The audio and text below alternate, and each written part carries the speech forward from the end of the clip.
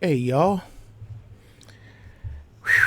still working on getting the new gig set up. Teething pains, linking synchronization pains. This camera don't want to play with that one. We're on OBS right now. I had to do an upgrade. OBS had to change a couple of things. Anyway, y'all, how y'all doing? It's Friday. Run through this right fast. I know y'all see the title and see what's on the screen. I'm gonna try to go live a little bit later on. Got a couple of things to do. It's gonna take me a hour or two, so by the time you see this, depending on how long it take to upload. Okay, let me change. I plan on going, if nothing else happens, I plan on going live about 9 p.m. Central Standard Time. That's if nothing else happened. I got two drivers in limbo right now, and one of them's in a pretty, but I think but anyway, let's get on with this so I'm not holding y'all up too long. Y'all see what it says? Now, in case you don't know who Melissa Harris Perry is, she used to work for MSNBC. And I guess she thought she had full-blown light-skin privilege, as G. Lowry say. But just in case you don't remember who she is, that's her. And she came on. Now, I don't know if the head shed at MSNBC approved this when she done it. She shot the whole thing with tampons for earrings. I don't know if y'all, and this was when I used to watch television. I used to watch the news, let me put it that way. I'm not gonna say religiously, but I used to watch the news on a pretty regular basis. And this clown shot the show. She came out and hung tampons in her ears to she was complaining about Texas and the abortion bill that got passed in Texas. And for you, even that was a bridge too far for MSNBC, and you know they are far left. But that's okay, because we're gonna go back to this. Now, this is before they let her go. And I'm going to chop this up. I'm going to chop this up. Okay? So, let's go ahead and play this. And we'll go from there, okay?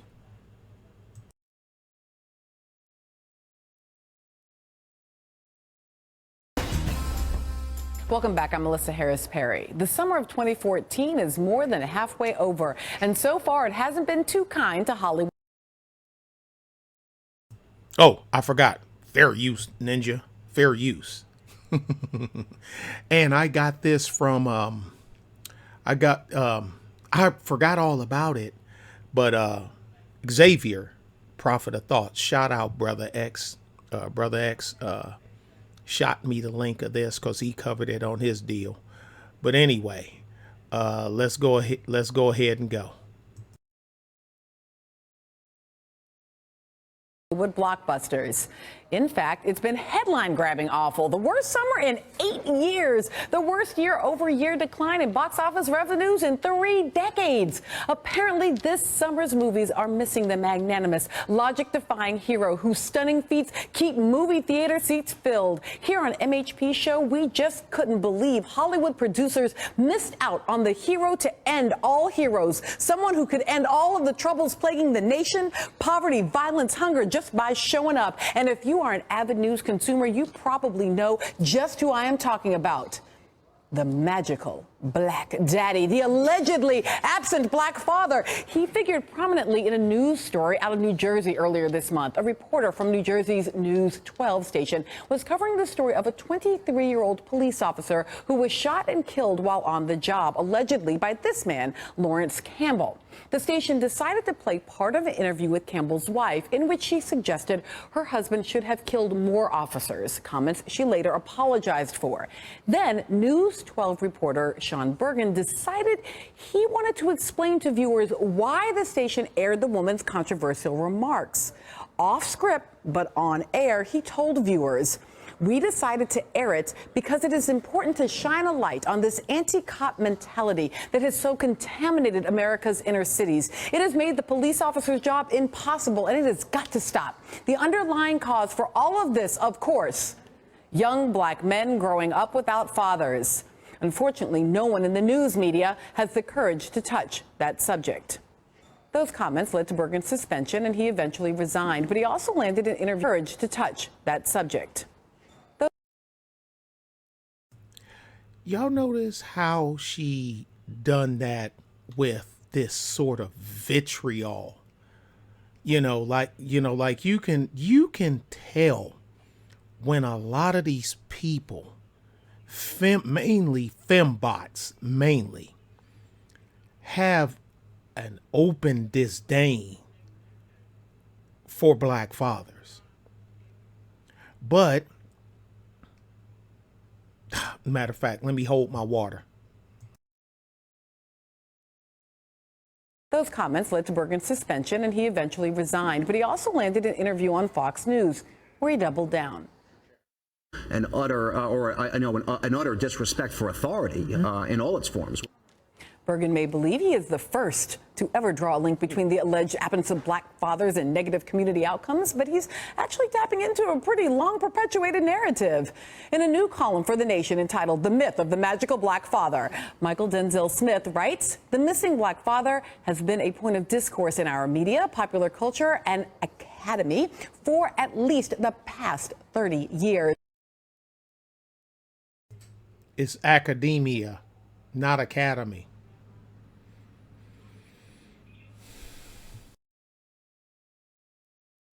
It's one of the more common and insulting tropes we have in the canon of black pathology."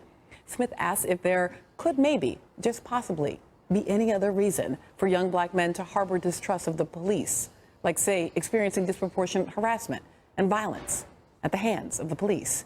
But this is the disconnect, he writes. Bergen and others who think like him don't see the harassment of young black men by police as a result of racism. They take the view that there are certain criminal behaviors prevalent among black men to which police are responding, and those criminal behaviors, according to the narrative, are a direct result of growing up without a father in the home.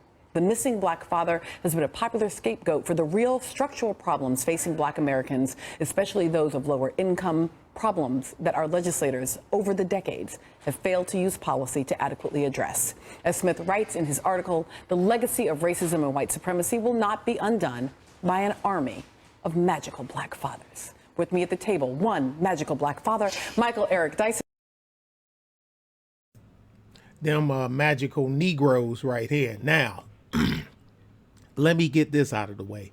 Anybody that's followed me for some time know how I felt about my father. He's no longer with us, but he's still my daddy. That was the big man restless. And I can't even imagine growing up as a child in the 70s and then as a teenager in the early 80s on Detroit's west side, Cooley High School, Edgar E. Guest Middle School, Alger Elementary School. I probably wouldn't be sitting here. I'm willing to bet you I wouldn't be sitting here without him. Because he was the great light. He was the guardian. He's the great light, the shining light, all this other good stuff. And people, well, I don't understand all that because I ain't, okay, great. I'm sorry. You don't understand that because you didn't have a father, or you had an abusive father, or neglective father, or he was a drug addict or alcoholic, or I mean, I'm sorry. I know these people exist, but I shouldn't have to dumb down my experience because I didn't have that. Now I'm not trying to say mine is better than yours, but I'm just saying that's not how I grew up. This man took care of everything from the rooter to the tutor, and we weren't rich, far from it, but he taught us to make use of what we got, and let his experience take care of us. Turn this microphone down. Some look like it's peaking a little bit, and I don't want it to peak. There we go. Now, y'all know who these two. Now, mainly, I know y'all know who these is, but let me give y'all a little something on this man here before we go into this. Now, Michael Eric Dyson. This is a Trump puff piece. Now, and that's why I'm showing y'all this. Me and him from the same place. Now he's a few years, he's 7 years older than me. Okay. Net worth, who cares? I ain't worrying about that. Like I said, because I'm cash poor. I'm equipment rich, but I'm cash poor. Here's the thing about him. All right, yeah, his books, blah, blah, blah, blah, all this other good stuff. He was raised by a single mama. His mama married this guy who turned out to be his stepdaddy, Everett Dyson. Okay? Addie Mae Leonard was his mama, who's from Alabama. Stepsister, his stepfather, Everett Dyson, adopted him. He went to school in Cranbrook School in Bloomfield Hills. Anybody from Michigan, y'all can shout it out. Y'all can chime out. Bloomfield Hills ain't the hood. It ain't. Now, I'm not saying that he should feel any kind of certain way because he's not from the hood. But I know, but the thing is, I'm just letting you know that he ain't from the hood. Bloomfield Hills ain't the hood. That was back then. Bloomfield Hills ain't the hood now. But anyway, then they left from there and he went to Northwestern High School. Northwestern ain't that bad. It's not that bad. It never was that bad. Now, which is a good thing. But I don't get where he get this from. So a man that wasn't your father came into your mother's life, came into y'all's life, and took care, raised y'all as his own. How many other kids? What, 2 more kids? So he married your mama. Y'all took his last name. And he more than likely looked like he got you through because you went to Georgetown and Carson, and Princeton. And so you trying to say that this guy didn't have nothing to do with you making it through? Nothing. And he's a black father. He's a father. And he got children. He got children. Oh, let me refresh it. Maybe the kids will pop up.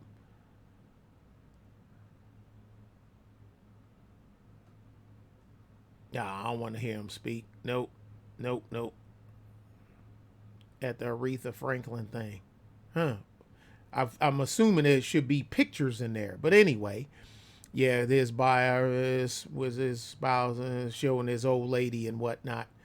But I ain't going after his old lady, nothing like that. That's one thing I am not doing. But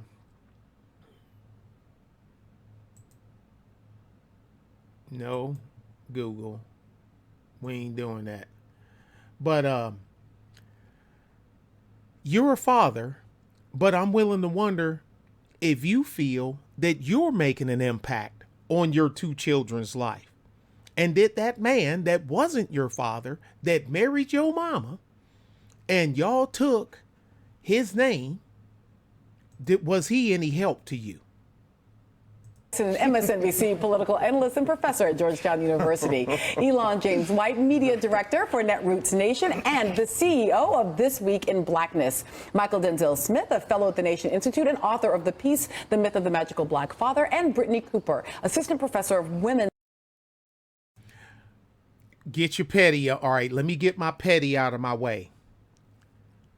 Look at Cooper. Look at her. This is before.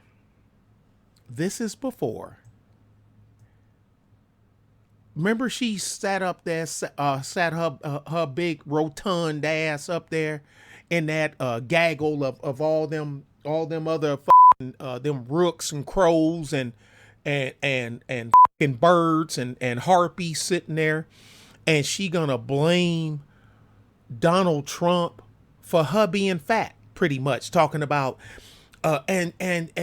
Wait, and it's hard to do it in this Trump era. Are blaming ourselves. Like, I hate when people talk about black women being obese. I hate it because it becomes a way to blame us for a set of conditions that we didn't create. We're moving, we're taking care of kids, but our food quality suffers. We are living in the Trump era. And look, those policies kill our people. You can't get access to good health care, good insurance. The research says that black women, when we do the same diets as white women, we lose less weight and we lose it slower, even when we're following the diet, than our white women counterparts. And what public health practitioners think is that our stress responses in the body change our metabolism. It's literally that the racism that you're experiencing and the struggle to make ends meet actually means the diet don't work for you the same. Because, Donald Trump would come to our house. Brittany, here, taste this. It's fried chicken. It's my fried chicken. It's so good. It's so good. That didn't happen, Brittany. I'm quite sure that Donald wouldn't want to get within 5 feet of your ass. I wouldn't want to get within 5 damn zip codes of your ass. Look at her.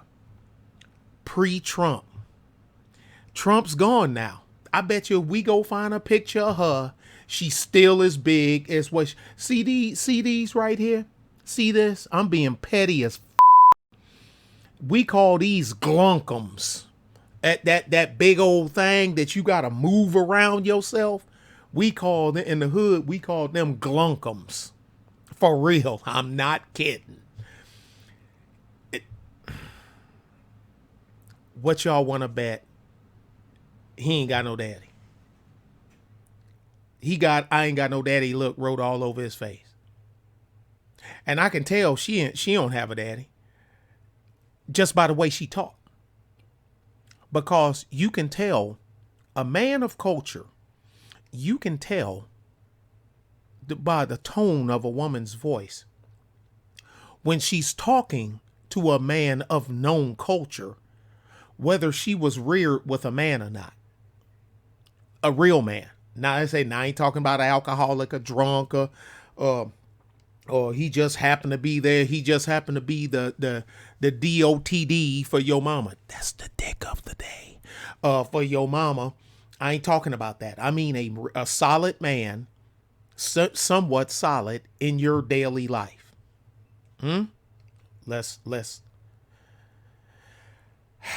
Let's plow through this, y'all. I'm triggered already. I'm triggered.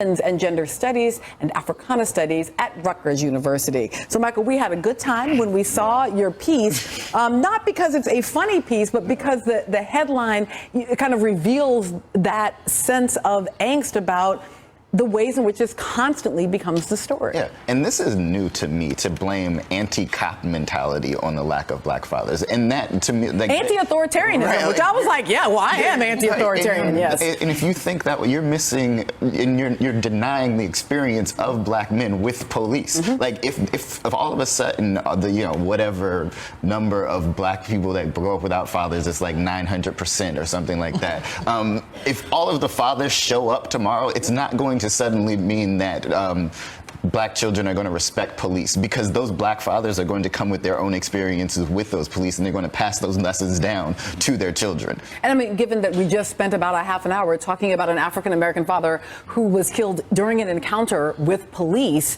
it underlines that point. Elon, I also want to underline that, I mean, although we were seeing that happen on Fox News in that one clip, that this is almost a truism. So I want to listen to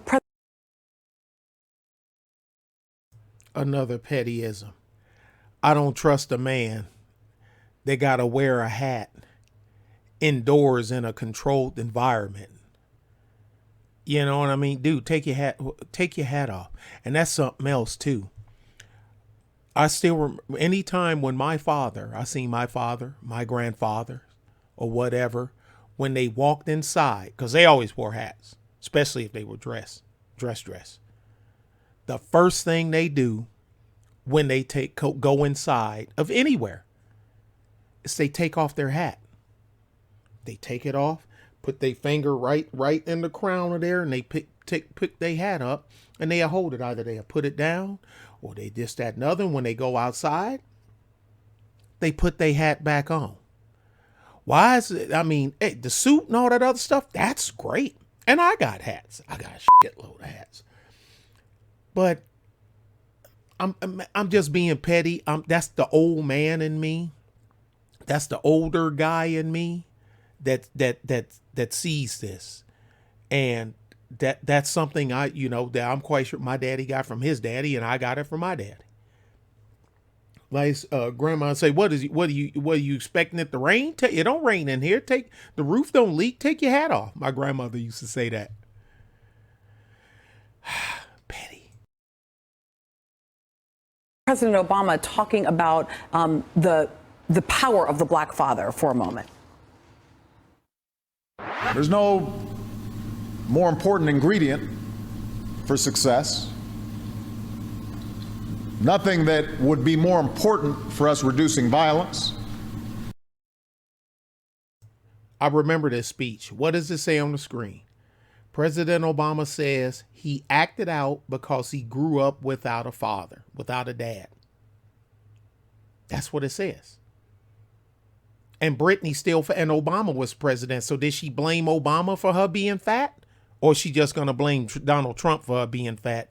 Because Brittany, after you're done with that chicken, I have a mozzarella, tomato, and basil pizza that is so good. It's so delicious. No, you just fat, Brittany. You just fat, okay? You were fat prior to Trump. You're fat during Trump. You're fat after Trump. You probably was fat before you even went to Rutgers. I'm willing to bet you. It's cool. Ain't no law against being fat. Hell, I ain't fat, but I ain't skinny. Oh, hey. Back in the day when I was young, I'm not a kid anymore, but some days I sit and wish I was a kid again. Y'all may not remember that rap song. That one may be past y'all. They ain't gonna like what Barry Sotero here got to say. Than strong, stable families. Which means we should do more to promoting violence than strong, stable families. Which means we should do more to promote marriage and encourage fatherhood. Okay. I understand what Obama wants to do. I Yes. get it. But at the same time, he doesn't understand how he's actively adding to this trope that is just, it's so false that I don't know what to do with it anymore. At this point, especially. and Perry is married and Dyson is married with children. Ideology trumps everything, y'all. When you got an axe to grind, they will step over the known truths in their lives to push that agenda. Especially as someone who was raised like I was the one without the father, like I didn't have that father around. And I've told people on numerous occasions, God forbid my father would have stayed around. My life would have been so much worse. So much more problems would have been added. It was because of my single black mother who was the reason why I'm able to sit here today and do what I do and speak on the things I speak on. And somehow it's like, no, but if you had a father, then what? I would have been abused? Like what else? Like the people try to pretend that father means like magical fix for everything, and it doesn't. It's this mix of like pathologizing. But father means abused? Where did he get abused from? If you didn't have a father that abused you, where did he get that from? I wasn't abused. Well, there are people that were abused by their father. Yeah, but guess what, dude? Mr. Wearing your hat inside? There were kids that was abused by their damn mama, too. Whole bunch of kids that were abused by their mother. There are kids that were killed by their mothers. Lady leave the kids in the van and drove it off into the damn Gulf in Florida. And another one done it in South Carolina. Wasn't no daddy. One of them, when she done it, she just casually got out of the van and walked away like nothing would happen. Women, there are women that abuse and kill their children. So he worried about being abused by the daddy that he didn't have. And like I said, and a whole bunch of dudes don't want to address the fact that when they come up grown and they got multiple siblings, and they ain't never seen no man in the house, or it's always a man, different type of man coming in and out, and they somehow hang that on men and don't hang none of that shit on they old dusty raggedy ass mama. Mama gets a pass. I'm trying to make that one make sense. Black people and this paternalism, like what you think black people are missing is discipline, and then you mythologize the idea of the father as a disciplinarian within the household. And God forbid that the black mother as a disciplinarian is evil, and she's abusive, and she's a problem. And this is not just you guys mouthing off. I want to go to the Moynihan report, and to you, Brittany, I'm so glad that you made this point about violence, because it brings us, I think, to this critical issue. So the Moynihan report, there's a couple of YouTubers that just love to hold this Moynihan report in such high esteem. But they sure love to leave out E. Franklin Frazier. People who? What do you mean who? E. Franklin Frazier. I ain't never heard of him. You must have made that up. If it wasn't for E. Franklin Frazier, you wouldn't have a Moynihan report. Oh, and guess what? Mr. Frazier was a black man. We'll cover him later on in a stream. I'll bring Sly and the Goon with me. In the Moynihan report, right? So in a moment when there is still legalized segregation in the nation, we have a Democrat writing, a fundamental fact of Negro American family life is the often reverse roles of husband and wife. The matriarchal pattern of so many Negro families reinforces itself over the generations. Negro children without fathers flounder and fail. And then I want to point out then that sort of deep and old and entrenched notion about black fathers then has a very real effect. Sarah Schoner, writing about domestic violence in the New York Times, says that mental health professionals, law enforcement officials, judges, and members of the clergy often showed greater concern for the maintenance of a two-parent family than for the safety of the mother and her children. Women who left abusive men were frequently perceived at best as mothers who had not successfully kept their children out of harm's way. So, Brittany, I feel like it's not just that it's wrong, It's that it is potentially quite dangerous to continue to have this narrative. Yes, that was my story. Elon is speaking to my story. My life was infinitely better when my father left. He was a domestic abuser. We needed policies that helped my mother to come out of poverty, to be able to support me, to be able to keep a safe and healthy household. Now, I want to be clear. We don't have to be anti. It's called daddy sugar. It's called welfare. Oh, and hopefully by the time the live stream, I can get this to play nice with the new mixer board, so I can get better audio. But we'll see. I'm sorry you had an abusive father. I'm not into abuse. Maybe he tricked your mama and she thought he was a normal dude. It could be. It's possible. But forget it. To be able to support me, to be able to keep a safe and healthy household. Now, I want to be clear. We don't have to be anti-black daddies in order to say that, right? You know, because I like my black daddy. That's right, because we will be I like my black daddy. because we will be accused of that. But there are two problems here. One is recognizing that blaming black fathers and black mothers for these pathologies is unfair to both, right? The black fathers are not responsible for overcoming the legacies of structural racism that we all fight with, that we all are struggling against. And these kinds of discourses give them powers that they don't have. And so we begin to talk about magic when folks won't have an honest conversation about structural realities, right? The second problem here is that we just... Does she know? Wait a minute. Whitey is trying to keep you back so far that they let five Negroes sit up on stage on a mainstream news network,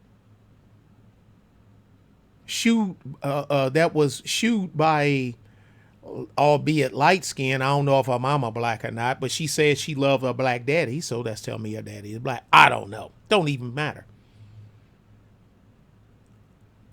This ongoing legacy of slavery stuff, no one's saying forget history, because I am a big history buff.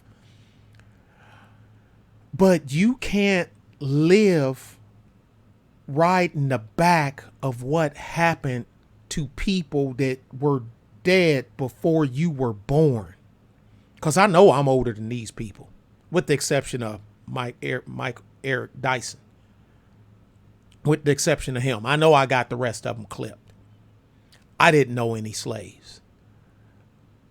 I knew the stuff that my grandpa and grandma told us that they grandpa and that's on one side of the family, because on the other side of the family, my great grandfather is white. He's a full blown British white man, so he don't know nothing about slavery.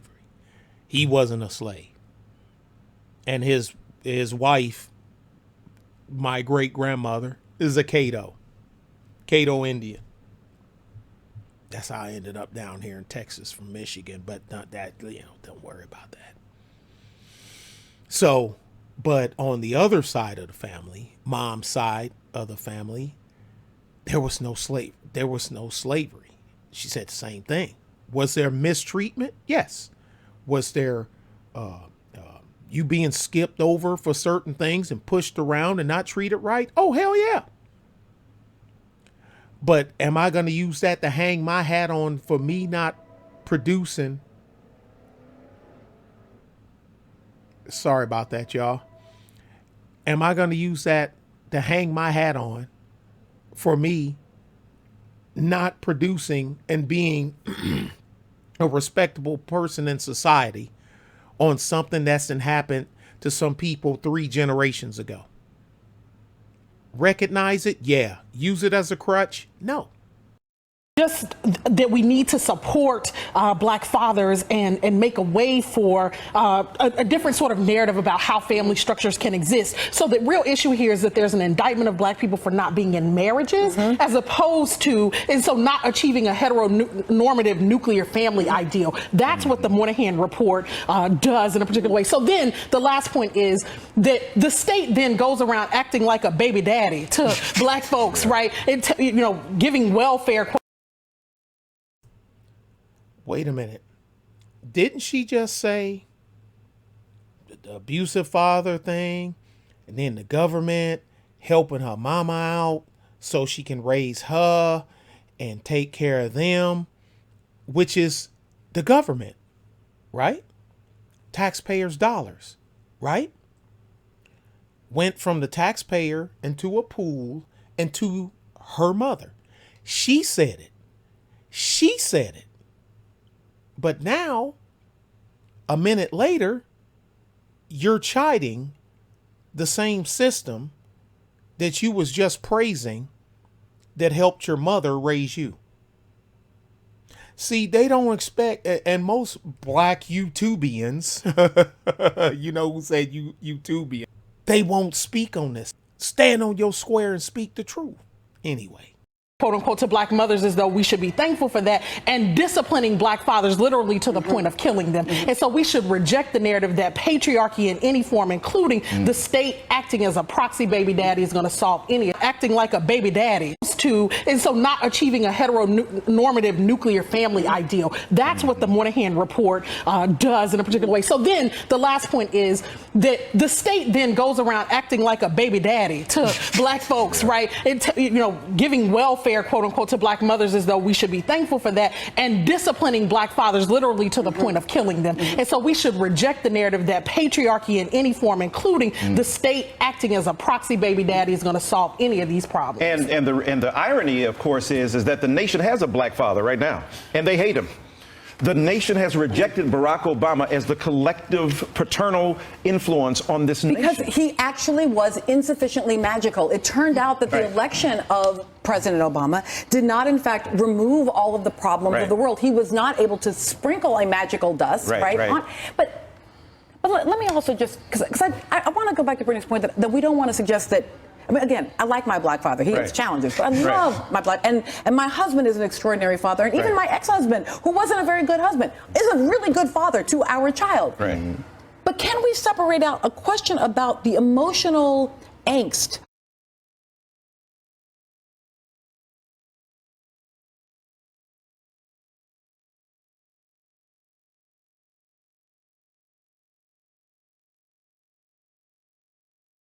Or joy that people may feel in a relationship from the possibility of life outcomes. My child from divorce will likely have as good an outcome as my child in the context of marriage because I have education and wealth and income and opportunity. Not because daddy exists or doesn't. Well, look, absolutely right. I mean, the reality is that we want healthy families, not nuclear families. Anything nuclear is bound to react ultimately anyway. So what's interesting is explosively. Yes, exactly. So the thing is, he done that, the semantics. He had that plan, and he know that's easy. The Negro is easily entertained. Nuclear family, well, explosively. But wait a minute, Negro, you were raised, I mean, just in case y'all forgot just that damn fast, Michael, you were raised with a stepdad that married your mama, that was a single mama, with your brothers and sisters, and you, Michael, are in a nuclear family. You're married and you have 2 kids. I don't know if he have a pet or not, because you had to have, what, 2.3 kids and 1.7 pet. I don't know what a 0.7 pet is, but you know what I'm saying. You're from a hybrid nuclear family, because the man that raised you wasn't your father, but he reared you. Ain't no way in hell he can't tell me that man that married his mama didn't have nothing to do with where he's at now. No type of guidance. And apparently he wasn't abusive or left a mama, because I'm quite sure that the Democrat liberal Negro would have no problem throwing that out there, just like Brittany did and just like Mr. Wearing a Hat Inside did. So that means he didn't do none of that, because he would have chided him for it. So you were raised in a hybrid, in a synthetic nuclear family, and you're the father in a nuclear family on MSNBC speaking out against the nuclear family because nuclear is explosive, but yet it didn't explode the household he grew up in, and it ain't explode the household that he's running now. Y'all make this Negro crap make sense. 'Cause I can't. Let's plow through this. Is that if we have as an outcome, a potential outcome here, the healthiness mentally and spiritually and morally of this child, or the mother who is the primary caretaker, or the father, then it says that that relationship may be destructive and therefore we have to leave it. But don't forget here that we got this Christian narrative that's been interpolated within the context of African American culture, where you got a lot of conservative black people on a Sunday morning going like, yep, the problem is, including women, we need the daddy in the house, because when the daddy has the authority, then the child will be blessed and the family will be healthy. So what we're fighting against is not simply social pathology that has been articulated by Daniel Moynihan. We're talking about the bishop and the reverend and the minister who is expressing a theological justification for some of the most violent consequences of black domestic realities in the country. We done put Michael Eric Dyson on TV. And where did the leanings and the teachings of that church come from? How did Christianity get inside the black household? I know the answer. I'm quite sure a lot of people watching me know the answer. Guess what? Michael Eric Dyson knows the answer too. He's just a shine. And this is what shines do. They dance for that marionette that's pulling the strings. You speak out against what got you to where you're at, so no one else can follow your path.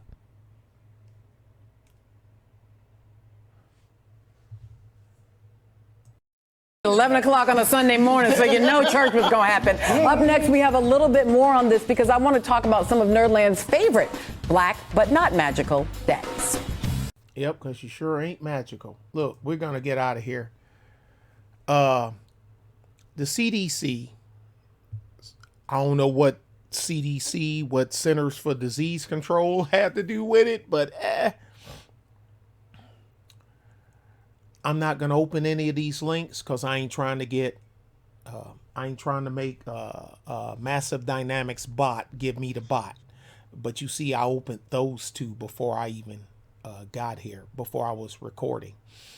But you can put, you see what I got in my search bar. CDC says black fathers are better. Children whose fathers assume 40% or more of the family care tasks had better academic achievement than children whose fathers were less involved. In recent decades, fathers who live with their with their children have become more somebody need to proofread, become more whatever in their children's lives than the previous generations.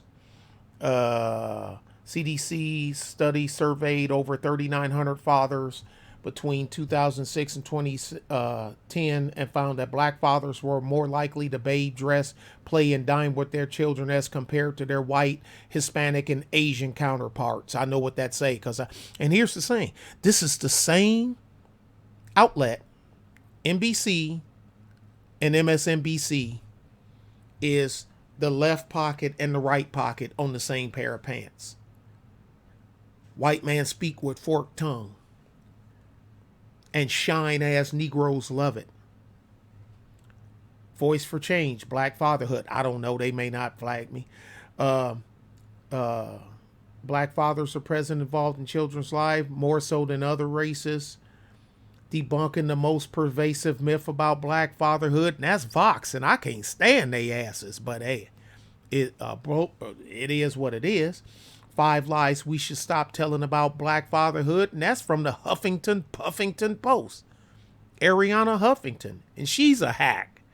But I mean, there's a whole bunch of low-income fathers want to be good dads, the parenting role of African-American fathers, breaking myths about black fatherhood this Father's Day, and that's in Chicago. Yeah, I said Chicago. But that's it. I'm done. I'll put the link to this MSNBC puff piece in there. And like I said, y'all see what it says at the top if y'all want to go back and look at these stories here. Thank y'all for bearing with me while I get my system here squared away. And hopefully I'll talk to you guys later. All right? Bye. Talking sock puppets. Yeah.